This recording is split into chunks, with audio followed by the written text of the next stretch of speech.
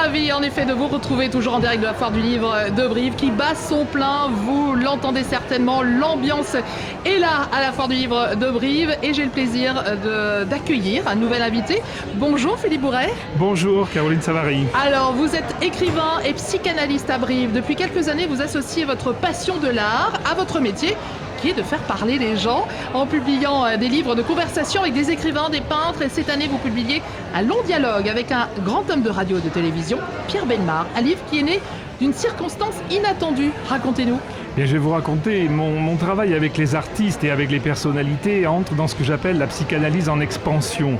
C'est-à-dire, je vais, moi, rencontrer les artistes. Ce n'est pas des patients qui viennent me voir à ce moment-là.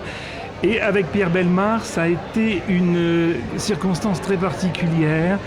Je lui ai vendu sur un site bien connu de vente internet un objet dont je vais taire le nom pour l'instant, un objet, et lorsque j'ai reçu en effet de sa part le retour, il avait signé Pierre Bellemare, j'ai été très étonné, mais lorsque j'ai appelé au numéro qu'il me laissait, le premier allô fut une confirmation de mes suppositions. C'était bien Pierre Bellemare. Évidemment, vous avez reconnu cette voix si particulière de Pierre Bellemare. Oui, et je lui ai dit, je ne vous envoie pas l'objet, je vous l'apporte. Alors Pierre Bellemare, c'est un grand collectionneur. Hein. Ce n'est pas parce qu'on est amateur d'objets que se cache une névrose, n'est-ce pas? Non, absolument pas. Au contraire, je crois que le collectionneur d'objets, dans la manière qu'il a de parler de ces choses qu'il aligne sur des étagères, est un enseignant pour la psychanalyse. Pierre Bellemare, en l'occurrence, est un homme qui s'intéresse à l'objet parce qu'à travers l'objet, il va à la rencontre de celui qui l'a créé, de celui qui l'a fabriqué. C'est pareil pour Emmanuel Pierrat, qui est un grand collectionneur également. C'est pas tant l'objet que celui qui a créé l'objet et le savoir autour de l'objet. L'histoire de l'objet. L'histoire. Vos questions ne sont pas celles d'un journaliste, mais celles d'un psychanalyste. Donc, en quoi les réponses sont différentes? Je crois que les réponses sont différentes d'abord parce que je me rends auprès de la personne, je me présente comme psychanalyste. Déjà, rien que le fait de se présenter comme tel change le contexte. J'arrive généralement la main ouverte et démasquée, si je puis dire. Ça, c'est Benoît Jacot qui me l'a dit. C'était un grand compliment de Benoît Jacot.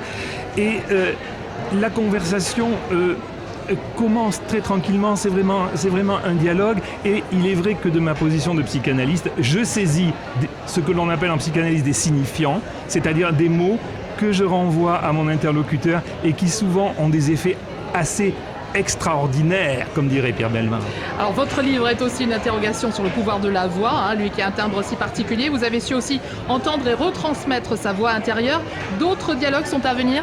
Oui, des dialogues sont à venir, et notamment un gros ouvrage sur psychanalyse et poésie avec un grand poète majeur du XXIe siècle. Un travail aussi certainement avec un maître du barreau de Paris, et puis un travail avec une peintre surréaliste italienne également. On les attend avec impatience. Je rappelle le titre de votre nouvel ouvrage, donc Dialogue avec Pierre Bellemare, et c'est aux éditions Claire Lorrain. Merci beaucoup Philippe Bourret. Merci Caroline Savary de votre invitation. Ainsi s'achève cette émission. De nouveaux auteurs viendront bien sûr nous retrouver cet après-midi, puisque le 107.7, vous le savez, vous fait vivre la Foire du Livre de Brive tout ce week-end. À tout à l'heure.